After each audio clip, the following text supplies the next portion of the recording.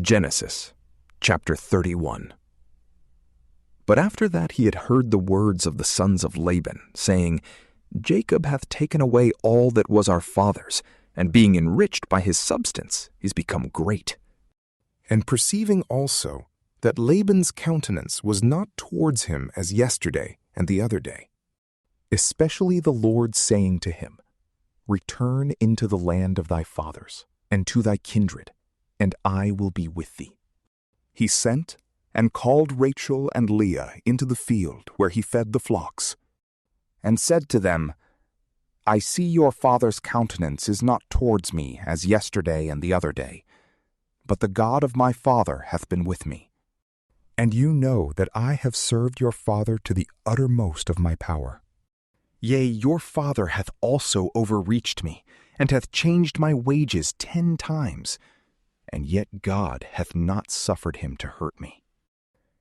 If at any time, he said, The speckled shall be thy wages, all the sheep brought forth speckled. But when he said, on the contrary, Thou shalt take all the white one for thy wages, all the flocks brought forth white ones. And God hath taken your father's substance, and given it to me. For after the time came of the ewes conceiving, I lifted up my eyes, and saw in my sleep that the males which leaped upon the females were of diverse colors, and spotted, and speckled. And the angel of God said to me in my sleep, Jacob. And I answered, Here I am. And he said, Lift up thine eyes, and see that all the males leaping upon the females are of divers colors, spotted, and speckled.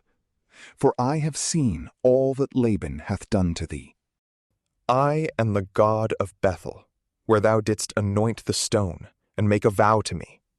Now therefore arise, and go out of this land, and return into thy native country. And Rachel and Leah answered, Have we anything left among the goods and inheritance of our father's house? Hath he not counted us as strangers, and sold us, and eaten up the price of us?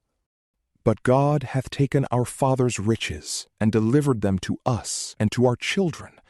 Wherefore, do all that God hath commanded thee. Then Jacob rose up, and having set his children and wives upon camels, went his way. And he took all his substance, and flocks, and whatsoever he had gotten in Mesopotamia, and went forward to Isaac his father, to the land of Canaan. At that time, Laban was gone to shear his sheep, and Rachel stole away her father's idols. And Jacob would not confess to his father-in-law that he was flying away. And when he was gone, together with all that belonged to him, and having passed the river, was going on towards Mount Galaad, it was told Laban on the 3rd day that Jacob fled. And he took his brethren with him, and pursued after him 7 days, and overtook him in the mount of Gilead. And he saw in a dream God, saying to him, Take heed thou speak not anything harshly against Jacob. Now Jacob had pitched his tent in the mountain, and when he with his brethren had overtaken him, he pitched his tent in the same mount of Gilead. And he said to Jacob, Why hast thou done thus, to carry away without my knowledge my daughters as captives taken with the sword? Why wouldst thou run away privately, and not acquaint me, that I might have brought thee on the way with joy, and with songs, and with timbrels, and with harps? Thou hast not suffered me to kiss my sons and daughters. Thou hast done foolishly. And now indeed, it is in my power to return thee evil. But the God of your father said to me yesterday, Take heed thou speak not anything harshly against Jacob. Suppose thou didst desire to go to thy friends, and hast a longing after thy father's house. Why hast thou stolen away my gods? Jacob answered, That I departed unknown to thee, it was for fear lest thou wouldst take away thy daughters by force. But whereas thou chargest me with theft, with whomsoever thou shalt find thy gods, let him be slain before our brethren. Search, And if thou find any of thy things with me, take them away." Now when he said this, he knew not that Rachel had stolen the idols. So Laban went into the tent of Jacob and of Leah and of both the handmaids, and found them not. And when he was entered into Rachel's tent, she in haste hid the idols under the camel's furniture, and sat upon them. And when he had searched all the tent and found nothing, she said, "Let not my lord be angry that I cannot rise up before thee, because it has now happened to me according to the custom of women." So his careful search was in vain. And Jacob, being angry, said in a chiding manner, "For what fault of mine, and for what offense on my part, hast thou so hotly pursued me, and searched all my household stuff? What hast thou found of all the substance of thy house? Lay it here before my brethren and thy brethren, and let them judge between me and thee. Have I therefore been with thee 20 years? Thy ewes and goats were not barren. The rams of thy flocks I did not eat. Neither did I shew thee that which the beast had torn. I made good all the damage. Whatsoever was lost by theft, thou didst exact it of me. Day and night was I parched with heat and with frost, and sleep departed from my eyes. And in this manner have I served thee in thy house 20 years, 14 for thy daughters, and 6 for thy flocks. Thou hast changed also my wages 10 times.